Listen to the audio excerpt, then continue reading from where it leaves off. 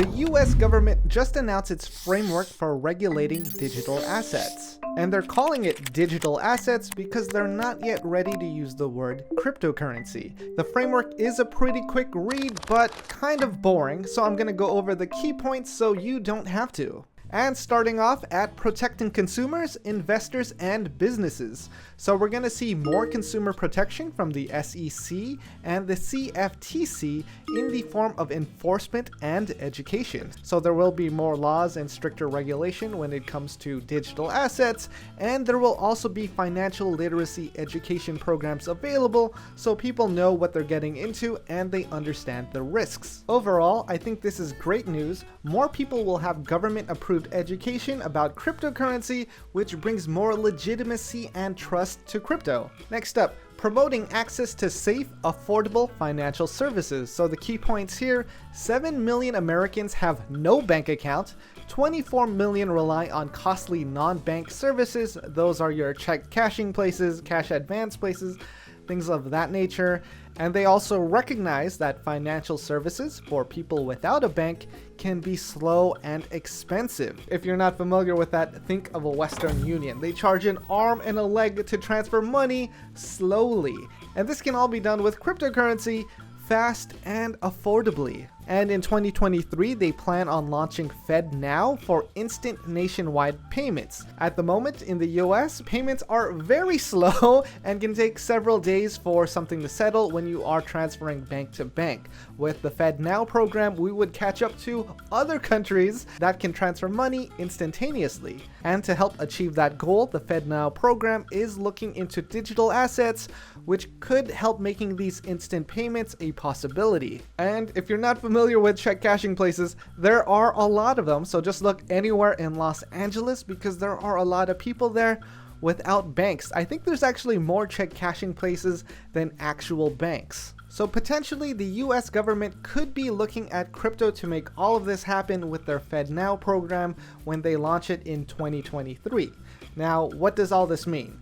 The US government does recognize that the banking system doesn't work for everyone. There are a lot of people that may have issues getting a bank account, so they are left out of the system. And those people out of the banking system have to pay more for services like cashing their paycheck or sending money to another person. The US government also plans on a framework to regulate these non-bank payment providers in the future, but at the moment, they can continue taking advantage of customers. Number 3, advancing responsible innovation. This is actually a really positive sign. The US government recognizes that fostering the innovation of blockchain is better for the US than outright banning it, because the US has a lot to gain from helping fintech companies innovate digital asset services. Just having stable coins pegged to the US dollar creates a lot more stability for all USD holders. So the US government does recognize that blockchain is a big opportunity to bring the US dollar into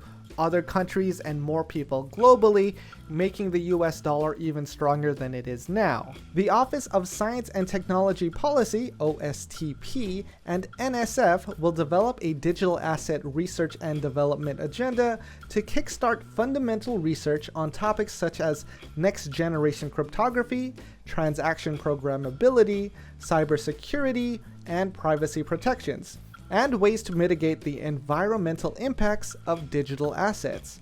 So, US firms developing new financial technologies with regulatory guidance, best practices sharing, and technical assistance, the Department of Energy and EPA plan on tracking the amount of electricity, greenhouse gases, strain on electric grids, and harm on some local communities with noise and water pollution. Okay, that's great that the US government wants to take care of the environment, but we also have to remember that the US is really bad at actually doing things, because here are some cities with no clean drinking water.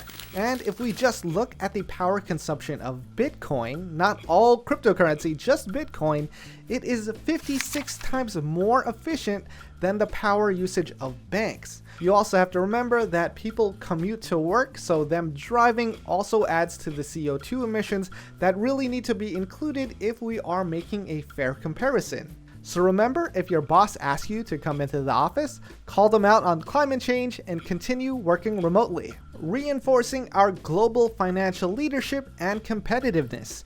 The US wants to be a leader in the digital assets market and plans on also helping other countries in developing their digital asset ecosystem. This could mean more countries on the US dollar and using US-backed digital asset services. And to circle back to the title of this section, this is all done because the US wants to reinforce their global financial leadership and competitiveness. Then we have fighting illicit finance. This section talks about stricter regulation in digital assets.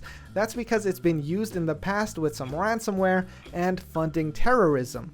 But of course you could say the same about the US dollar. It's just not tracked. The important part in this section is that there may be penalties for unlicensed money transmitting. It's still under consideration, but this would mean if you transfer crypto without going through a centralized exchange or a registered wallet that the US can track, it may be the equivalent of money laundering. This would apply to both cryptocurrencies and NFTs. I don't like that. That's a lot of overreaching and would force people into more centralized services for crypto instead of being decentralized. I don't think anyone should have that much control over someone's finances, but since this is still a framework, I'm just gonna hope for the best when they start to implement things. And you know, you could always vote and share your thoughts if you are a US citizen and vote. And the US does plan on going after cyber criminals involved with digital assets, but hopefully this just means actual hackers and scammers, and not people who just created DeFi tools like the developer of Tornado Cash. The developer created a tool that hackers happened to use, and he was arrested instead of the hackers. And the last section talks about exploring a US central bank digital currency, a CBDC. Now, all the benefits and convenience of having a digital dollar are recognized, which is very good for crypto and the potential global reach of the US dollar. But of course, there are also downsides to this too. The US government could have all the data about every transaction you make. But that's pretty much the same data that credit card companies already have, so there would be a lot of privacy lost, but a lot gained in the progression of adopting cryptocurrency in the US. And if you're not familiar with how the US currently regulates crypto,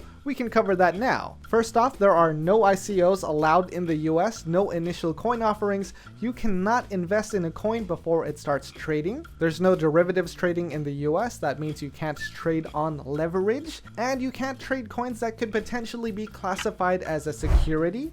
There is mandatory KYC and AML, so that's KYC, know your customer, and AML, anti-money laundering. So there is a verification process when you register with a centralized exchange in the US. Now, a lot of that has been in place since 2018, which is why people turn to exchanges with no KYC, or they turn to DeFi, decentralized finance, where they just have to connect their wallet to start trading. Now, the US is planning on regulating this more heavily, but hopefully they really don't regulate it that much. Maybe they regulate it as much as insider trading with the senators. That would be cool. That means no regulation.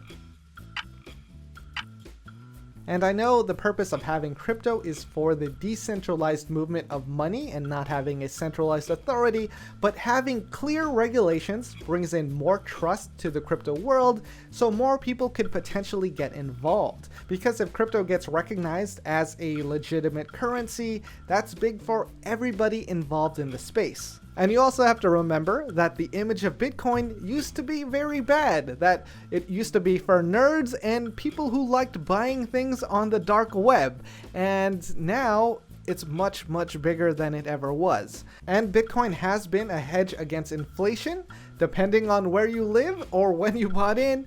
But if you still compare the price of Bitcoin versus the Turkish lira, the Venezuelan dollar, you can see that it did a lot better than those local currencies. So Bitcoin still has a lot of potential of becoming a globally recognized currency. We'll just have to wait and see what happens.